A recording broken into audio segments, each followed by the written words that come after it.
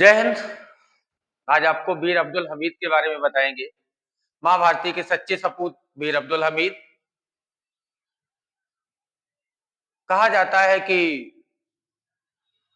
शहीदों की चिताओं पर लगेंगे हर बरस मेले, वतन पे मिटने वालों का यही बाकी निशान होगा। वीर अब्दुल हमीद का जन्म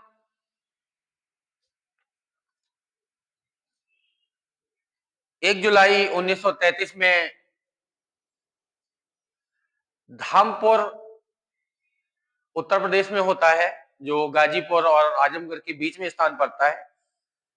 ये बचपन से ही आर्मी में जाने का ख्वाब इनका रहता था कि हम आर्मी में ही जाएंगे, लेकिन घर वाले नहीं चाहते थे कि आर्मी में जाएं। तो घर पे सिलाई कढ़ाई का काम होता था। इनके पिताजी टेलरी का काम करते थे। वो चाहते थे कि हमारा पुत्र भी इसी टेलरी के काम में लगे। ये अपनी दादी से कहते, नहीं दादी, हम तो जाएंगे, हमें तो आर्मी में ही जाना है। पढ़ने लिखने में ज्यादा मन नहीं लगा। कक्षा 4 तक पढ़ाई की, उसके बाद उन्होंने पढ़ाई छोड़ दी। लेकिन अखाड़े में जाना, युद्ध कौशल सीखना, अपने दोस्तों के साथ नकली बंदूकें बनाना, एक युद्ध युद्ध कला सीखना, ये सब इनके अंदर बचपन से ही था। और एक ख्वाब तो था ही था कि हमें आर्मी में जाना है, किसी तरह से आर्मी में जाना है। तो यही ख्वाब ये लिए हुए लगातार इसी प्रयास में लगे रहते, हमें आर्मी में जाना है। इनके जो पिता थे उस्मान, वो नहीं चाहते थे कि आर्मी में जाए, लेकिन पुत्र के बार बार आग्रह करने से और पुत्र की जिद के कारण पिता को झुकना पड़ा। उन्होंने इनको परमिशन दे दी, ठीक है तुम आर्मी में भर्ती हो जाओ। तो 12 सितंबर 1954 को वीर अब्दुल हमीद भारतीय सेना में भर्ती हो। एक मां भवानी का सच्चा पुत्र हमारी भारतीय सेना में आ चुका था। एक सैनिक का ये हमेशा ख्वाब होता है कि अगर हमारी मातृभूमि को अगर हमारी जरूरत पड़े तो हम अपनी जान न्यौछावर कर देंगे। और उसी जज्बे के साथ ये सेना में गए थे और वो समय बहुत जल्दी ही आ गया। 1962 भारत चीन का युद्ध। भारत चीन का युद्ध जब 1962 में हुआ, तारीख थी 12 मार्च। इनकी टुकड़ी को चीनियों ने घेर लिया। चारों तरफ से चीनी आ गए। और जब चीनियों ने इनकी टुकड़ी को घेर लिया तो ये बिल्कुल भी विचलित नहीं हुए। इन्होंने अपनी सेना से कहा कि लगातार आगे बढ़ते रहो, मारते रहो। इनके पास मशीन गने थी, मशीन गन से ये मारते रहे। धीरे धीरे इन्होंने जितने भी चीनी थे वो सारे मार गिराए। तब तक इनके जो साथी थे वो भी शहीद हो गए। और ये लड़ते लड़ते इतने आगे निकल गए तो रास्ता खो गए। और इनके पास जब हथियार खत्म हो गए तो इन्होंने जो बंदूक थी वो वहीं तोड़ डाली कि पता नहीं किसी चीनी के हाथ में पड़ जाएगी तो ये फिर बंदूक, उसका मशीन गन का उपयोग वो करेगा। तो वो तोड़ डाली। उसके बाद वो पैदल ही चलते रहे और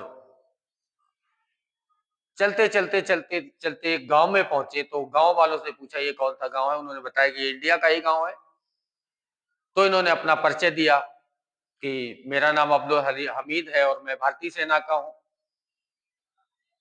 जब भारतीय सेना को इनके जीवित होने की सूचना मिली तो भारतीय सेना इनको ले गई। इनका जो थोड़ी बहुत इंजर्ड हुए थे वो दवाई वगैरह कराई गई और उसके बाद इन्हें एक सैनिक के पद से हवलदार के पद पे प्रमोट कर दिया गया।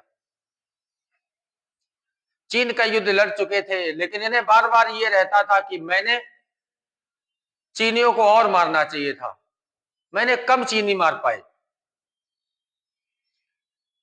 कुछ समय गुजरा, पाकिस्तान ने अपनी ओछी हरकत दिखा दी। 1965 में पाकिस्तान ने हमारी भारतीय सेना के ऊपर चढ़ाई कर दी।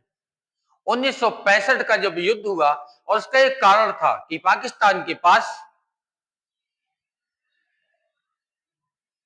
जो टैंक थे वो अमेरिका के दिए हुए टैंक थे।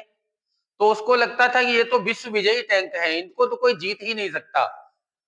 और किसी दुष्ट के हाथ में अगर कोई अच्छा हथियार लग जाता है तो वो अपने आप को बस शेर खां समझने लगता है। और वही सेम कंडीशन थी पाकिस्तान की। उन्हीं जो पैटर्न टैंक थे उनके साथ पाकिस्तान ने भारत में चढ़ाई कर दी, लेकिन उसको क्या पता था कि यहाँ ऐसे ऐसे रण माकुरे पड़े हैं जो तुम्हारे जो टैंक हैं उनको धूल चटा देंगे। अब्दुल हमीद को जब पता चला कि टैंकों के साथ चढ़ाई कर दी, अब्दुल हमीद गोला बारूद लेके, हमारा जो लांस नायक है अब्दुल हमीद, गोला बारूद लेके और अपनी सैनिक टुकड़ी को लेके और टैंकों के सामने जाके खड़ा हो गया। एंटी टैंक मिसाइल से इन्होंने लगातार 1, 2, 3 लगातार टैंक फाड़ दिए। जो टैंक बिल्कुल अजेय माने जाते थे, जिनको ये माना जाता था कि इन टैंकों को कोई मार नहीं सकता, ये टैंक कभी पराजित नहीं होंगे, उन टैंकों को वीर अब्दुल हमीद ने डाल डाल के गोले टैंकों को पूरी तरह से ध्वस्त कर दिया। लेकिन युद्ध युद्ध होता है, होने को जो मंजूर होता है वही होता है। ये लगातार एक ही बात करते जाते थे कि बस बढ़ते रहो, बढ़ते रहो, बढ़ते रहो। उसी समय इनके सीने में एक गोली आके लगी। इनको महसूस भी नहीं हुआ कोई गोली आके लगी। इन्होंने जब आवाज मारी बढ़ते रहो, तो वो आवाज इनके गले से बाहर नहीं निकली और धीरे धीरे धीरे धीरे इनकी आवाज बंद होने लगी। इन्होंने या अल्लाह कहा, उसके बाद अपने प्राण त्याग दिए। तो भारतीय सेना का एक सपूत मां भवानी के लिए बलिदान हो गया। अपने बच्चों के लिए, अपनी बेटी के लिए कुछ नहीं कर पाए, लेकिन इनके मरने के बाद पाकिस्तान ने, उस युद्ध में टैंक सब खत्म हो गए थे, इसलिए बुरी तरह से पाकिस्तान हारा और पाकिस्तान भाग खड़ा हुआ। और बाद में मरणोपरांत वीर अब्दुल हमीद को भारतीय सेना ने परमवीर चक्र की उपाधि से नवाजा, जो कि हमारी भारतीय सेना के लिए सबसे बड़ा पर्व, सबसे ही बड़ा पदक है भारतीय सेना का। अगर किसी सेना को, किसी वीर पुरुष को अगर कुछ दिया जाता है तो वो परमवीर चक्र मिलता है। वो हमें हमारे अब्दुल हमीद को मिला। अंत में एक बार फिर वही कहेंगे कि शहीदों की चिताओं पर लगेंगे हर बरस मेले, वतन पे मिटने वालों का यही बाकी निशान होगा। जय हिंद, जय भारत।